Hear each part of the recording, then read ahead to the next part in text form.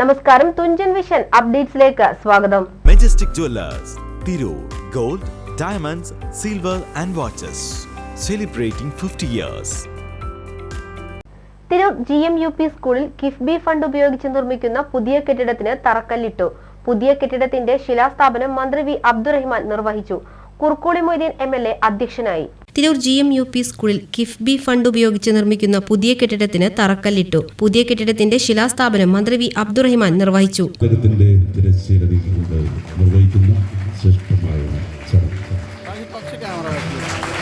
വാക്കും പ്രവൃത്തിയും അതൊന്നും ജനകീയ പങ്കാളിത്തം വന്നതോടുകൂടി വലിയ മാറ്റങ്ങളാണ് ഈ മേഖലയിൽ ഉണ്ടായിട്ടുള്ളത്.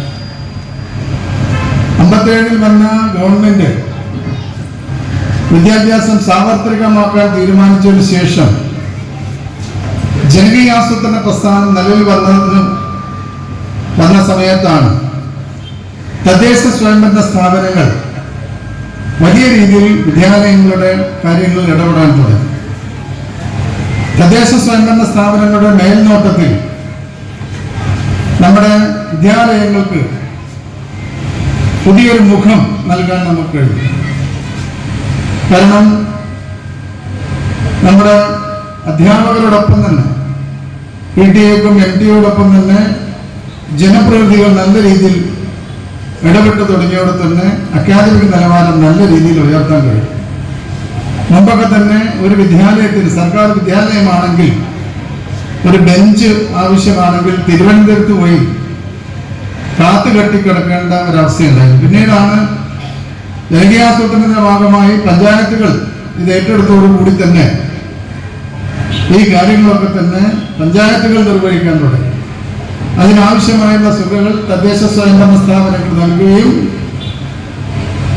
ഇന്ന് കാണുന്ന ഈ ജനക്കൂട്ടം എന്നുള്ളത് വിദ്യാഭ്യാസ മേഖലയിൽ ജനപങ്കാളിത്തം ഉണ്ടായതിന്റെ തെളിവായിട്ടാണ് നമുക്ക് കാണാൻ കഴിയും. കുർക്കോളി മൊയ്തീൻ MLA അധ്യക്ഷനായി. ഇത് എന്റെ മുമ്പ് ഇവിടെ MLA ആയിരുന്ന C മമ്മൂട്ടിയുടെ കാലത്ത് കിട്ടിയതാണ് ഫണ്ട്. 2018-19 വർഷത്തിലാണ് ഈ സ്കൂളിന് ഒരു കെട്ടിടത്തിന് വേണ്ടി ഫണ്ട് അനുവദിച്ചത്. ഇതിന് മാത്രമല്ല, കുറേ സ്കൂളുകൾക്ക്, ഹൈസ്കൂളുകൾക്ക്, ഇവിടെയും പുതിയങ്ങാടിയിലും UP സ്കൂളുകൾക്കും നമുക്ക് ഫണ്ട് അനുവദിച്ച് കിട്ടിയത്. 2 മാത്രമേ ഇതിനകം നമുക്ക് പൂർത്തീകരിക്കാൻ കഴിഞ്ഞിട്ടുള്ളൂ. ഒന്ന് ഞാൻ പഠിച്ച സ്കൂളിൽ നിന്ന് കൽപ്പകഞ്ചേരി ഹൈസ്കൂളിന്റെ കെട്ടിടം പൂർത്തിയായി, ഉദ്ഘാടന കർമ്മം കഴിഞ്ഞു. അതേപോലെ തന്നെ BP അങ്ങാടിയിലെ UP സ്കൂളിന്റെയും കെട്ടിടത്തിന്റെ പണി കഴിഞ്ഞു. ഏഴൂർ സ്കൂളിന്റെ ഹൈസ്കൂളിന്റെ ഹയർ സെക്കൻഡറി സ്കൂളിന്റെ കെട്ടിടത്തിന്റെ പണി നടന്നു വരികയാണ്. പറവണ്ണ സ്കൂളിന്റെയും പണികൾ നടന്നു വരികയാണ്.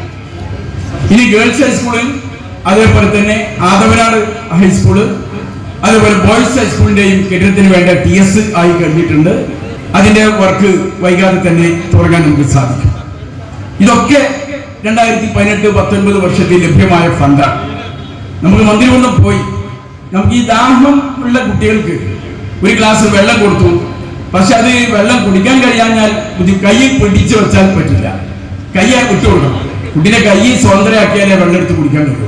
വിദ്യാകിരണം ജില്ലാ കോർഡിനേറ്റർ സുരേഷ് കോളശ്ശേരി റിപ്പോർട്ട് അവതരിപ്പിച്ചു. Tirur block panchayat president advocate U Zainuddin, നഗരസഭാ chairperson AP Naseema, standing committee ചെയർമാൻമാരായ advocate S Girish, KK Salam, councillor IP Shajira, VV Rama, E Susheel Kumar, PTA president Saleem Mecheri, Jafsal, MTA president Kripa തുടങ്ങിയവർ സംസാരിച്ചു. പ്രധാന അധ്യാപകൻ V ലതീഷ് സ്വാഗതവും സിബി ജോർജ് നന്ദിയും പറഞ്ഞു. തിരൂർ വിദ്യാഭ്യാസ ജില്ലയിലെ പ്രധാന സ്കൂളുകളിലൊന്നായ തിരൂർ GMUP സ്കൂളിൽ 3,90 ലക്ഷം രൂപ കിഫ്ബി ഫണ്ട് ഉപയോഗിച്ചാണ് പുതിയ കെട്ടിടം നിർമ്മിക്കുന്നത്. സ്കൂളിലെ തെക്കുഭാഗത്ത് പഴയ കെട്ടിടം പൊളിച്ചാണ് 3 നിലയിൽ കെട്ടിടം നിർമ്മിക്കുന്നത്. TVN news, Tirur.